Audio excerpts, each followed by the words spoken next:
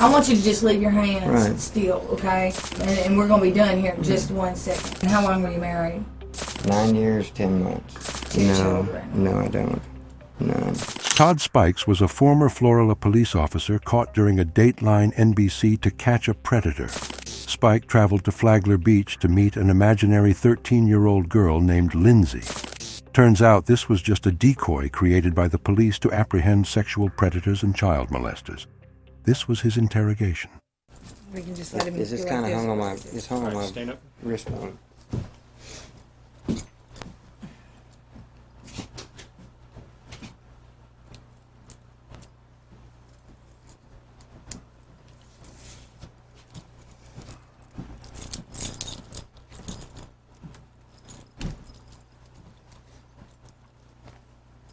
Is that better? Yeah, that's a lot better. Because it was kind of bound up a while ago. All right, let me see. Relax.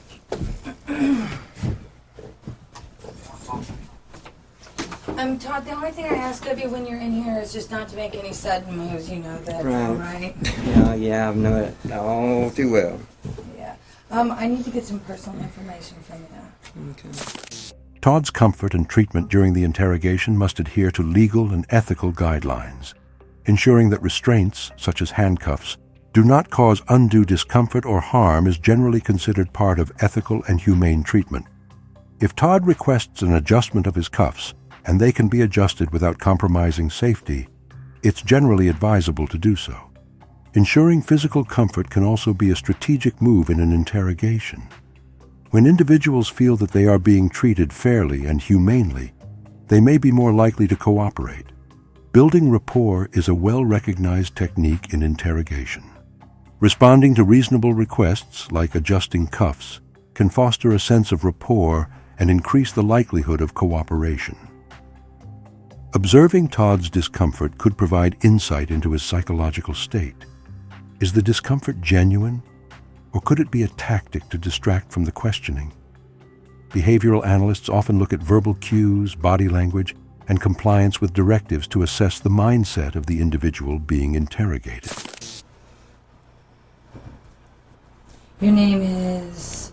Last Todd. name is Spikes? Spikes. First name Todd? Mm-hmm. And Monroe? Yeah. And what do you go by? Todd.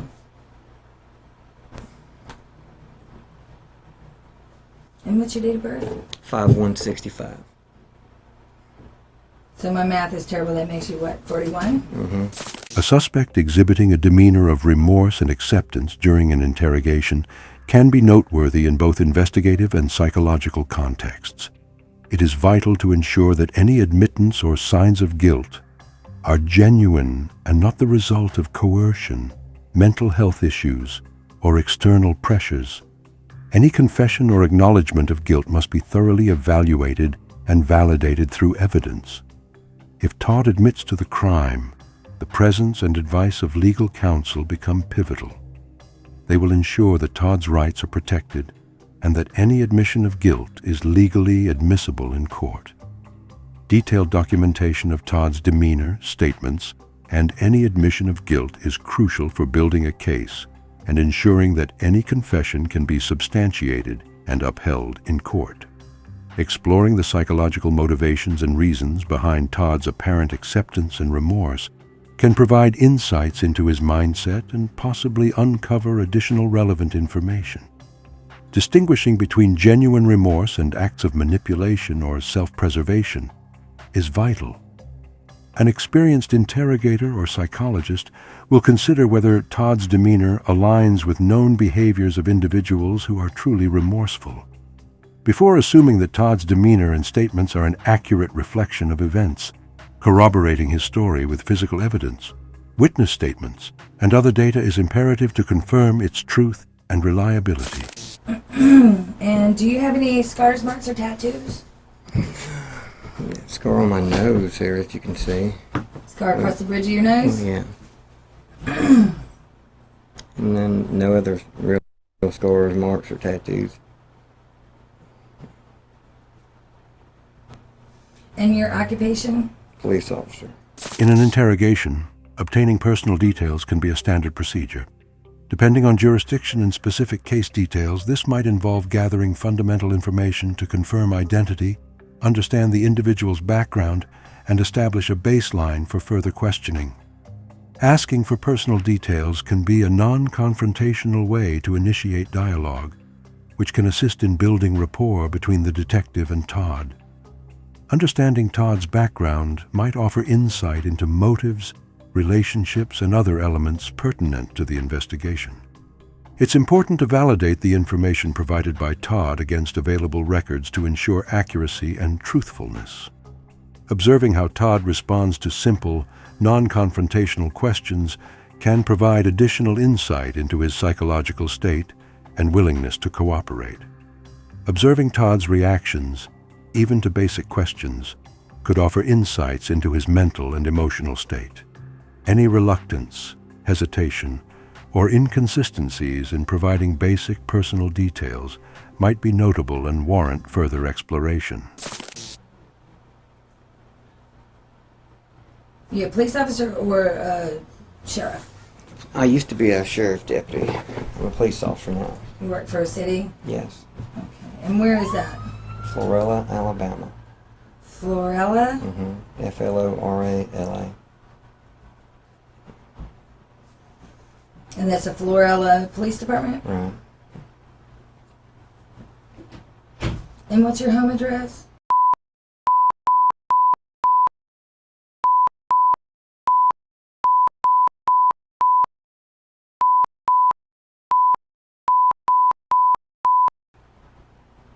Okay, and is that in Florella? It's Defuniak Springs. Defuniak Springs, Florida.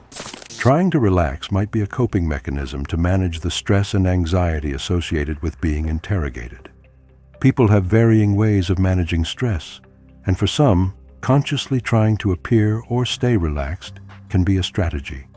Alternatively, Todd might be trying to appear nonchalant or unbothered as a defensive strategy to mask anxiety or fear, essentially trying to present himself in a certain light to the interrogators. An experienced interrogator will observe Todd's body language closely. Is the relaxation genuine, or are there signs of concealed tension or nervousness? Seeing Todd try to relax, an interrogator might adjust their strategy accordingly. They might adopt a more conversational tone to keep him at ease, or might shift tactics to disrupt his attempt to control the situation by introducing unexpected questions or evidence.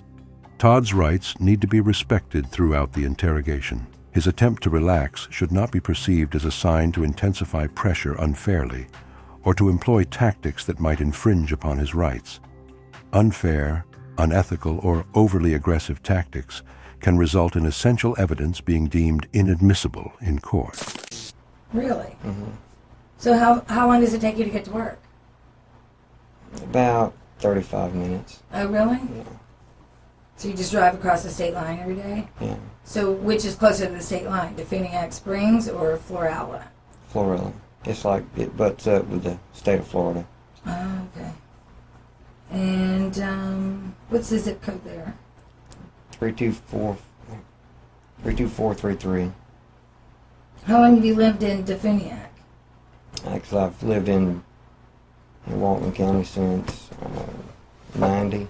I've lived in Defuniak since 95, I think. Defuniak is in Walton County? Mm-hmm. Oh, okay. And what's your phone number?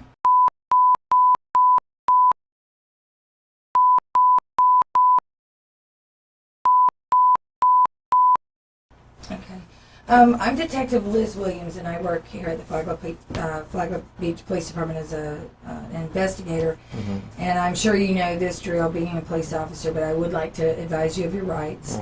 Right. You have the right to remain silent. Anything you say may be used as evidence against you. You have the right to talk to an attorney and have him with you now or at any time during questioning. If you cannot afford an attorney, one will be appointed to represent you. If at any time you wish to stop talking or have an attorney present, all questioning will be stopped at your request. Do you understand your rights? And are you willing to talk to me? No. No? Okay. If Todd chooses not to speak with the detective after being read his Miranda rights, this decision must be respected in accordance with legal principles.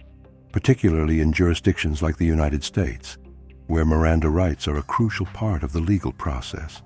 Upon Todd's decision to remain silent or request an attorney, questioning related to the investigation should generally be halted, respecting his constitutional rights. The investigative team might need to reevaluate their strategy, focusing on other avenues of investigation that do not infringe upon Todd's exercised rights. Todd's decision to remain silent might be a self-preservation instinct, avoiding potential self-incrimination, or acting on the advice of counsel, even from prior interactions or general legal advice. While Todd has chosen not to speak, his nonverbal communication might still offer insights into his emotional state and mindset, which can be considered, albeit cautiously, in the ongoing investigation. And I need to get some more personal information from you. Are you married, single? Divorced. You're divorced? Mm-hmm.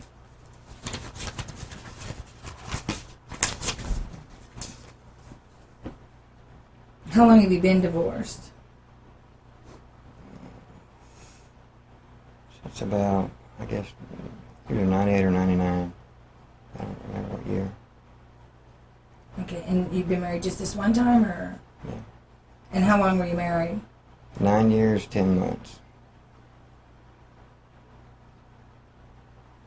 Can I ask a question? Sure. What does that have to do with anything? I'm just curious. The fact that if I was married or not or whatever, what does that have anything to do with anything? What it has to do with it is that I'm trying to ascertain if you have any children, or No. if you have any access to children. No, I don't. None.